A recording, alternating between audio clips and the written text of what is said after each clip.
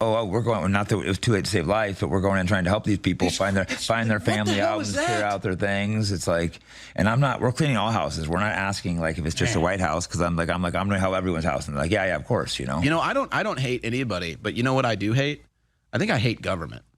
Yeah, definitely. Yeah, you need a very limited government. I definitely hate our current government and most governments. They're just such like I hate both sides. You know, I was considered myself right, but like after Israel, I think, oh yeah, I guess I'm anti-war, pro-free speech. Well, we saw how that flipped after. Isn't that wild? I'm calling it political bizarro world.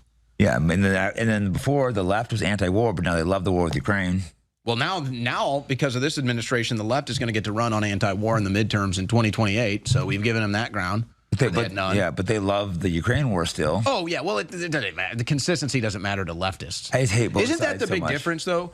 You know, that's why you're seeing this fracture in the MAGA movement, because a lot of people on the right, a lot of conservatives actually have principle. Yes. And they are free thinkers. You can't just tell us one day you're against war, the next day you're for it. Yeah, exactly. We don't go that way. In my mind, all over that. And like the January 6th thing, I wouldn't want to put the BLM rioters in jail for 30 years just by disagreeing with them. And they wanted to put the January 6th guys for their entire lives. They wanted some of them would have been if it wasn't for the pardons. No, I know what they did was evil, and no one's being held accountable. Yeah. Like January 6th just got blown over. Not many commentators helped. They just wait. Weren't you involved in that? Yeah, I spent a couple months in prison. So, yeah, you're more outraged than me then. Well, I was talking. I was talking to my lawyer because we're getting ready to file a lawsuit, and I was saying this the other day when I was in here with Alex, you know, and people are attacking Alex. Oh, you know, you've turned on Trump, and I view it differently. It's Trump like turned on us. If you have, I don't even put it like that. I would say if you have a friend, let's say you have one of your best friends, he's been dating this girl for a long time. He's like, hey, I'm going to marry this girl, but you know she's been cheating on him. It's your duty as a friend to tell her. Right. So would that be you stabbing your friend in the back and turning on your friend, or would that be you being a good friend? You being a good friend. You're not a good friend if you don't fucking tell him. That's what I'm saying. And so it's the same thing with Trump. It's like, Trump, these Iran strikes are going to kill your approval rating. There it goes. Yeah. Trump, these dirty sales techniques to get the big, beautiful bill passed is going to hurt your approval. There it goes. Trump, the Epstein debacle is going to hurt. There. So it's like, we're trying to help. We don't want war with Ukraine. Oh, let's send them more weapons. It's just been a complete disaster, you know, and I didn't vote, but I was hoping I was going to be wrong, and it's just been a disaster. Well, Trump doesn't care because he doesn't have to win another election. But to see the Republicans so numb to the fact that they're just about to give away the midterm. It's just going to be a slaughter. Yeah, the Democrats are probably worse still, but not by much, because the Republicans only seem to care about Israel. And that's going to get them slaughtered.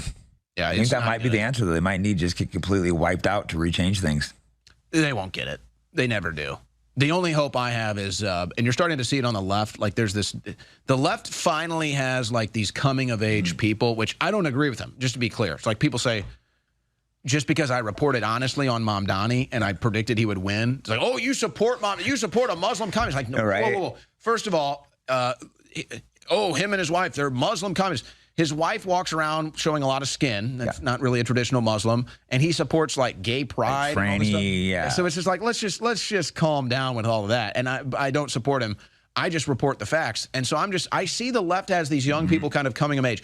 That's the only thing that's going to save the right wing is we got to get rid of these geriatrics. We got to get rid of these boomers that have been around forever, these Lindsey Graham types, these Mike Pompeo types. They've got to go. Yep. Once younger conservatives, younger Republicans rise up, the right wing might actually be what it's intended to be. It might actually be conservative. You know, there's civil war amongst the right now, and I'm very confident our side's going to win. We are winning. Like these people are just, you know, we're up against $1 billion media machine, but it's like we have truth on our side. Yeah, I see us as winning. I kind of see it like 2015, 2016 when we went up against the Republican establishment, the neocons, to get Trump in, and we won then.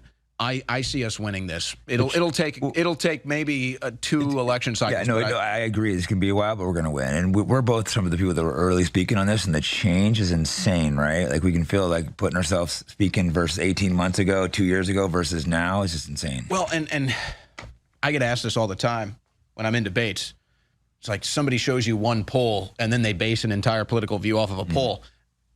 And I'm like, well, hold on a second. There's different ways. There's different metrics for you to really measure politics. And you're probably like me. You probably have a social circle, maybe different social circles. Yeah. People talk a little politics.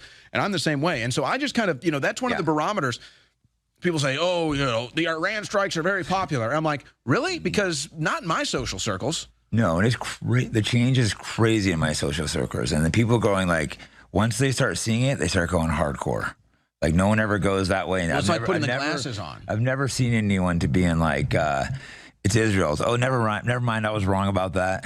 Well, it's just like, you know, once you see the formaldehyde face, there's no unseeing it. No, you don't unsee it. It's not like, never mind. I was just a crazy conspiracy theorist. Like once you see it, you know. That's why I'm careful not to talk about other conspiracies unless they're real, because it ain't a conspiracy. It's like Israel's taking over our government from within. Well, what's wild is it's really become so obvious now. It's like a joke. It's actually like become a living meme now. It's so obvious.